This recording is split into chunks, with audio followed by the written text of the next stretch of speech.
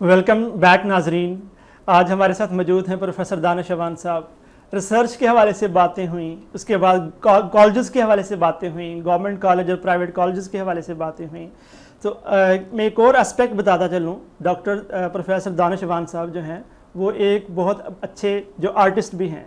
Mean के guitar जो हैं वो प्ले करते हैं, गाना गाते हैं। तो उसी हवाले से आज हम उनसे एक सॉन्ग भी सुनेंगे। स्पेशल फरमाइश थी कुछ लोगों की, तो सर हम जो है आपसे सॉन्ग सुनना चाहेंगे। जी, वो एक ये पर्सनैलिटी का आस्पेक्ट वो होता है जो इंसान कभी कभी आप कह लीजिए कि वो वक्त जो अपने लिए मुतय्यन करता है, ये मेरा शायद वो शौक़ है जो मैं अपने लिए स्पेसिफ़िक करता हूँ और कोशिश करता हूँ कि जब कभी दिल करे या कभी ऐसा कोई वक्त आए तो मैं हल्का फुल्का म्यूज़िक जो है वो ज़रूर करता हूँ, क्योंकि लिटरेचर से मेरा वैसे भी एक शनासाई है।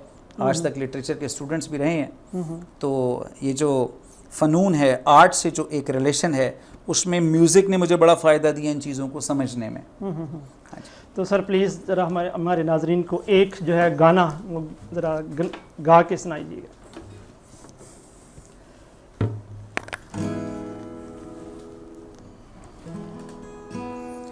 ये मुदस्सिर की फरमाइश है। Thank you sir. मुझको तो तेरे चेहरे पे ये गम नहीं जचता, जायज़ नहीं लगता, मुझे गम से तेरा रिश्ता, सुन मेरी गुजारिश, उसे चेहरे से हटा दे, सुन मेरी गुजारिश, इसे चेहरे से हटा दे। कुछ इस तरह मेरी पलकें तेरी पलकों पे सजा दे, आंसू तेरे सारे मेरी पलकों पे सजा दे। कुछ इस तरह मेरी पलकें तेरी पलकों पे सजा दे।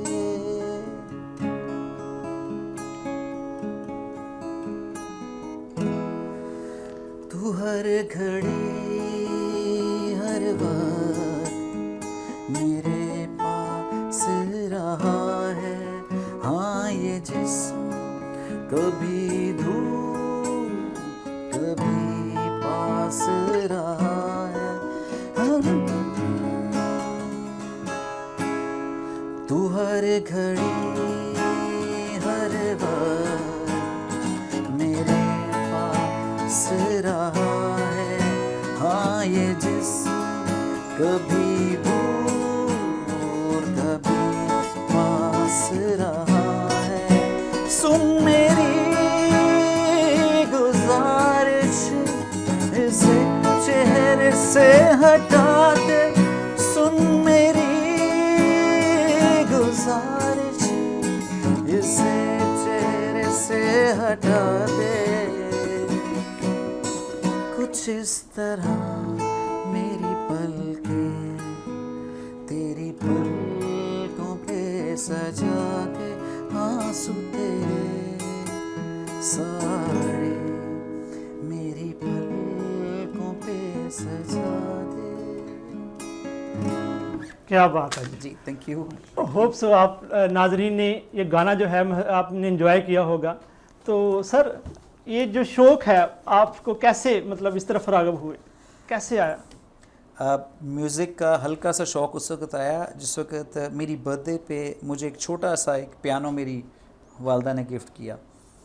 तो वो शाम तक बैठ के मैंने उसमें एक टोन निकाल ली। फिर मेरी ज़िद हुई कि मुझे बड़ा कीबोर्ड लेना है। तो जब मेरे पास बड़ा कीबोर्ड आया, फिर स्कूल में म्यूज़िक क्लासेस होती थी, तो मैं बहुत अच्छा पार्टिसिपेंट नहीं था स्कूल में, लेकिन ये था कि एक दफ़ा वहाँ पे एक म्यूज़िक कंपटीशन हुआ जिसमें इंस्ट्रूमेंटल मुकाबला जात है, तो उसमें मैंने एक हिस्सा लिया। सिंगिंग का हल्का फुल्का मुझे शौक़ स्कूल में था, लेकिन जब मैं कॉलेज साइड पे गया तो मैंने फिर कोशिश की कि कंपोजिशंस करवाऊँ। फिर मैंने कुछ म्यूजिशियंस के साथ काम किया। तो अब चूँकि एक जॉब नेचर ऐसी है तो अब कभी कभी चलता है सिलसिला, अदरवाइज़ एज ए प्रोफेशनल नहीं। ओके सर, आपका कौन सा ऐसा फेवरेट सिंगर है जिसको आप आइडियलाइज करते हैं और उसके जो सॉन्ग्स भी है उस फॉलो करते हैं? देखिए हमारे पास जो पॉप सिंगर्स की जो एक लंबी सी लिस्ट है, उसको अगर आप किसी भी मुल्क से कंपेयर करेंगे तो हम लोग बेहतर ही होंगे। जिस तरह अब आपका कोक स्टूडियो का एक सिलसिला चल रहा है, नेस्कैफ़े बेसमेंट चल रहा है, और भी इस तरह के जो भी जैम सेशंस चल रहे हैं, तो मुझे अदनान समी खान की कंपोजिशन से बड़ी अपील करती थी, अली ज़फ़र की बड़ी करती थी, और जो हम लोगों का उस वक़्त एक रॉक स्टार थे, आज भी हैं, उसको हम फॉलो करते थे, वो जुनून ग्रुप था, अली अज़मत। तो इनको देख के और इनको गा के हमने बहुत कुछ सीखा। ओके सर, आपकी पसंदीदा खेल कौन सी है और कौन सी गेम है जो आप खेलना पसंद करते हैं? ये बड़ा दिलचस्प सवाल किया मुदस्सिर साहब आपने। गेम्स में तकरीबन सारी ही करता था, जिसमें cricket, hockey, football, table tennis था, कभी कभी हम वॉलीबॉल भी खेल लेते थे। लेकिन जो जिसके साथ थोड़ा सा जुड़ा रहा वो क्रिकेट थी। मैं बहुत अच्छा कोई पेस बॉलर नहीं रहा, लेकिन कम से कम खेलता ज़रूर था। लेकिन जो इस वक्त हमारा मोबाइल मेनिया शुरू हो गया और बच्चे जो है वो जिसने जो भी खेलना है वो मोबाइल के किसी ऐप पे खेल रहा है, इसको देखते हुए लगता है कि बहुत सारी गेम्स ऐसी हैं जिनकी ज़रूरत है आज मुआशरे को। तो मैं बॉडी बिल्डिंग को बहुत पसंद करता हूँ, कोशिश करता हूँ कि मैं हल्का फुल्का फ़िटनेस, और इसमें भी एक मजाक की बात ये है कि जहाँ जिम में मैं जाके एक्सरसाइज कर रहा होता हूँ अर्ली इन द मॉर्निंग, पहला काम मेरा यही है। बड़े स्पेशल इंस्ट्रक्टर हैं यासीन इम्तियाज़ साहब, उनके साथ तो वहाँ पे भी कुछ लोग इसलिए गेम कर रहे होते हैं कि वो टिकटॉक पे वीडियो बनाएंगे। तो हमारा जो एक ज़हनी एक फतूर पैदा हो गया है कि हमने हर चीज़ सोशल मीडिया पे डालने के लिए करनी है, ये स्पोर्ट्स में भी ये मामला आ रहा है। तो गेम्स तकरीबन मैं कहीं ना कहीं कुछ ना कुछ ज़रूर करता हूँ। सर, फ़ारग वक्त में आप क्या करते हैं? मोस्टली लोग जो हैं उनने कुछ ना कुछ अपनी हॉबी बनाई होती है, तो आपकी हॉबी क्या है? फ्री वक्त में आप क्या करते हैं? देखिए, अगर तो कोई दोस्त अवेलेबल नहीं है, बहुत सारे ऐसे दोस्त हैं जो विसिनिटी में भी रहते हैं, वो जो एक उनके साथ गुजारा हुआ वक्त है और जो गुजारने वाला वक्त है वो बड़ी कीमती एक असासा है। अगर तो उनमें से कोई अवेलेबल नहीं है तो मैं कोशिश करता हूँ कोई मूवी देख लूँ या कोई म्यूज़िक सुन लूँ, या को अगर किताब का कोई हिस्सा रह गया है तो मैं कोशिश करता हूँ कि नावल जो हैं वो मैं ज़रूर पढूँ। सर, हमारे नाजरीन को बताइएगा कोई ऐसा वाक़या ज़िंदगी में जिसे आप कभी भी भुला नहीं सकते। एक ज़िंदगी जो है वो नाकाफ़ी होती है, वाक़े इतने ज़्यादा होते हैं कि उसमें से आपने कौन सा बताना है। लेकिन मैं आपको स्कूल का एक वाक़या बताता हूँ कि लास्ट डे सब ने वो छोटी सी गन आती थी, तो सारे जितने दोस्त थे और जो स्कूल में बच्चे थे हमारे CAA में, तो वो सब इंक्स लेके आए थे कि आज आखिरी दिन है तो हम कलर कर देंगे किसी को। इत्तेफाक ऐसा हुआ कि मेरे पास ज़रा कोई प्रॉपर एक बैटरी ऑपरेटेड पानी वाली गन थी, उसमें मैंने इंक भर के मैं ले गया। तो जब सब ने फेंकनी शुरू की तो मैंने ज़रा ज़्यादा फेंक दी, क्योंकि वो तो बैटरी ऑपरेटेड थी, उसका प्रेशर भी ज़्यादा था। ऊपर से हमारी जो प्रिंसिपल थी वो आ गई। अब मज़े की बात ये थी, आखिरी दिन है स्कूल का, पनिशमेंट उस हिसाब से मिल नहीं सकती। जो पनिशमेंट मिली वो ये मिली कि अब आपने क्लास साफ़ करनी है। और फिर जितने दोस्त थे जिनके पास छोटी छोटी थी वो बच गए। मुझे आज भी याद है, मैंने अपने एक रुमाल से पूरी क्लास साफ़ की और बार बार धो के उसको चमका के तो फिर क्लास स्कूल छोड़ा हमने। सर, ज़िंदगी से आप किस हद तक मुतमिन हैं? आप क्या समझते हैं कि अगर मैं कहूँ कि ज़िंदगी में क्या खोया और क्या पाया, तो क्या समझते हैं? क्या देखिए, लाइफ इज़ वेरी इंटरेस्टिंग, लेकिन उसमें जो है ना ये एक आप कह लीजिए डेबिट क्रेडिट वाला सिलसिला है ना कि क्या खोया क्या पाया। इसके लिए तो जो पाया वो एक तजर्बों का तसलसल है जो आज तक हो रहे हैं, आगे भी होते रहेंगे। जो खोया है वो वक्त खोया है कि शायद उस वक्त या किसी वक्त में कोई प्रॉपर फ़ैसला किसी प्रॉपर जगह पे ले जाता। ये दो चीज़ें हैं जो हमेशा से साथ चलती हैं। बाकी आपका सवाल था कि ज़िंदगी से मुतमिन, अल्हम्दुलिल्लाह I am very happy with my life, और मैं बड़ा शुक्र अदा करता हूँ कि अल्लाह ताला ने ज़िंदगी दी, अपॉर्चुनिटीज़ दी, इज़्ज़त दी। जहाँ जाता हूँ कोई ना कोई पढ़ाया हुआ बच्चा भागा हुआ चला आता है, तो अल्हम्दुलिल्लाह it's a very good life. Sir, जब आप ज़िंदगी में, क्योंकि खुश लम्हात और जो है उदास लम्हात आते रहते हैं, तो जब आप बहुत ज़्यादा उदास होते हैं तो आप क्या करते हैं? देखिए, दो चीज़ें हैं। खुशी में तो इंसान उतावला सा हो जाता है, ये बात आपकी सही है, लेकिन खुशी को भी जब सेलिब्रेट मैंने जब भी किया, कोशिश की कि कोई ऐसा हुल्लड़बाजी ना हो जिसकी वजह से कोई तकलीफ़ में हो। खुशी आप मना सकते हैं, और कुछ नहीं होगा तो आप अपने बच्चों के साथ कहीं चलें, खाने पीने पे चले जाएंगे।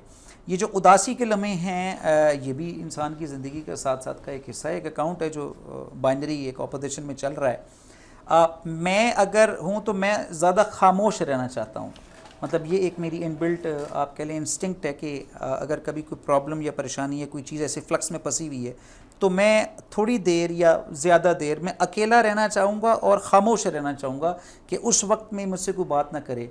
ये एक मेरी एक बायोलॉजिकल आप इनबिल्ट एबिलिटी कह लें, या इसको आप एक डिसेबिलिटी कह लें। सर शऊर क्या है आपके करीब?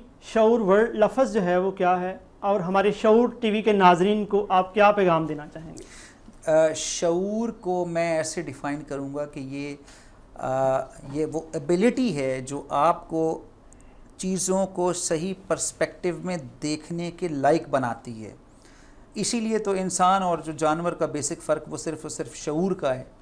तो शऊर का वर्ड जो है वो मैं उसको ऐसे ही लूँगा जब आपकी सारी सेंसेस काम कर रही हों और आप चीज़ों को उनके सही राइट पर्सपेक्टिव में देख रहे हों, उसको एग्जैजरेट करके ना देख रहे हो, आप उसको बिल्कुल लो करके ना देख रहे हो। और नाजरीन के लिए जो पैगाम है वो ये है कि अल्लाह ताला ने आपको नवाजा है ज़िंदगी से, सेहत से, इसका शुक्र अदा किया करें, खुश रहा करें, दोस्तों में वक्त गुजारा करें। मुझे आज स्कूल की बातें जब मुदर्रिस साहब ने पूछी तो मुझे एहसास हो रहा था कि जैसे ये चंद एक लम्हों की बातें हैं जो गुजर गए, लेकिन इसके बीच में 20-25 साल का गैप है। तो जितना वक्त आपको मिला है इसको भरपूर जिएं, क्योंकि ज़िंदगी दोबारा ना ऑप्शन देती है, तो ना हम ऑप्शन ये ले सकते हैं। So sir thank you very much, बहुत शुक्रिया आपका। सो नाजरीन, आज ये थे प्रोफेसर दानिश अवान साहब, जिनका ताल्लुक़ एजुकेशन फील्ड के साथ, और बहुत अच्छे आर्टिस्ट भी हैं, और आपने उनसे गाना भी आपने सुना, आप बहुत बेहद महजूज़ हुए होंगे। तो स्पेशली हमारी यहाँ पे जो टीम है वो बहुत ज़्यादा महजूज़ हुई। तो नाजरीन, अगले एक और प्रोग्राम में मिलते हैं एक और बाशऊर शख्सियत के साथ। तब तक खुदा हाफिज़, अल्लाह आपका हामी नासर हो। पाकिस्तान जिंदाबाद।